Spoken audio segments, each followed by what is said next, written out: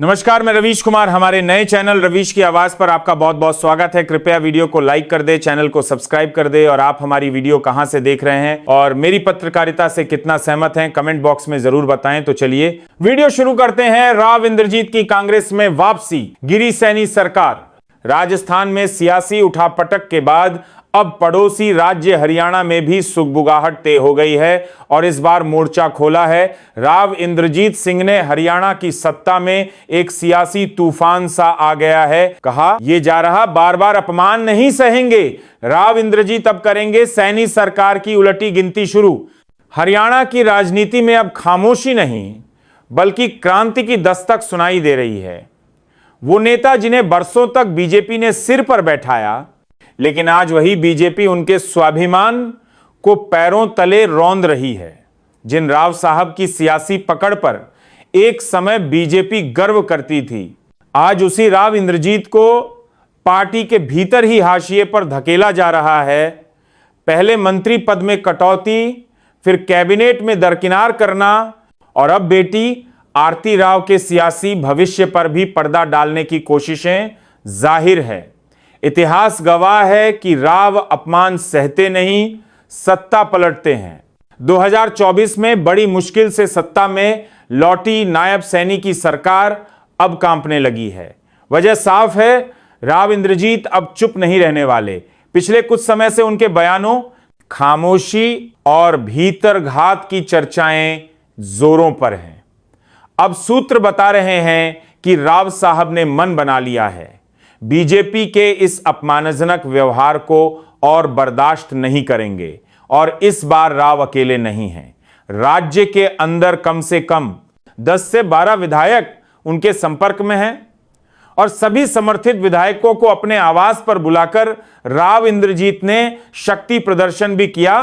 BJP के भीतर जो अंदरहाने की लड़ाई छिपी हुई थी, अब वह खुलकर सामने आ रही है। जिस दिन राव साहब कदम उठाएंगे, उसी दिन नायब सैनी की सत्ता का सिंहासन हिल जाएगा।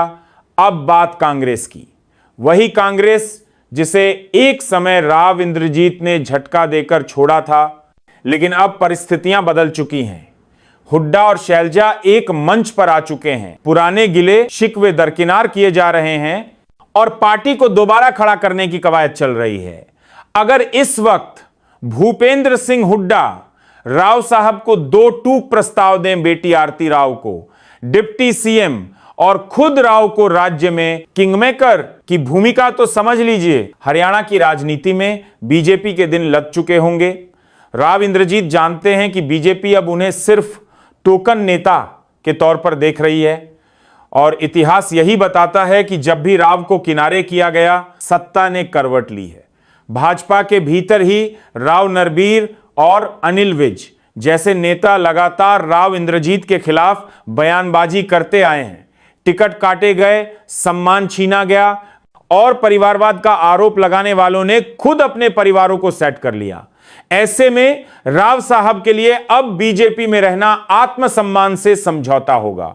हरियाणा की जनता यह देख रही है कि राजनीति अब सिद्धांतों से नहीं, सम्मान से चलती है और राव इंद्रजीत सिंह का सम्मान अब बीजेपी में नहीं बल्कि शायद कांग्रेस की वापसी के साथ बहाल हो सकता है। बिल्कुल संभव है कि आने वाले दिनों में राव हुड्डा के साथ मंच साझा करें और हरियाणा की सत्ता का गणित ही बदल जाए।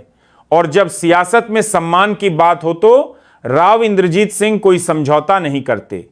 अब देखना यह है कि कब राव की ओर से बगावत का ऐलान होता है। लेकिन इतना तय है, सैनी सरकार की उल्टी गिनती शुरू हो चुकी है। इस पूरे मुद्दे पर आपको क्या लगता है? क्या वाई राव इंद्रजीत की कांग्रेस में वापसी होगी या बीजेपी आलाकमान उन्हें मनाने में कामयाब रहेगा? पूरे मुद्दे पर आपको क्या कुछ लगता है? आपकी जो भी राय हो कमेंट बॉक्स में जरूर बताएं और देखते रहें रवीश की आवाज। नमस्कार।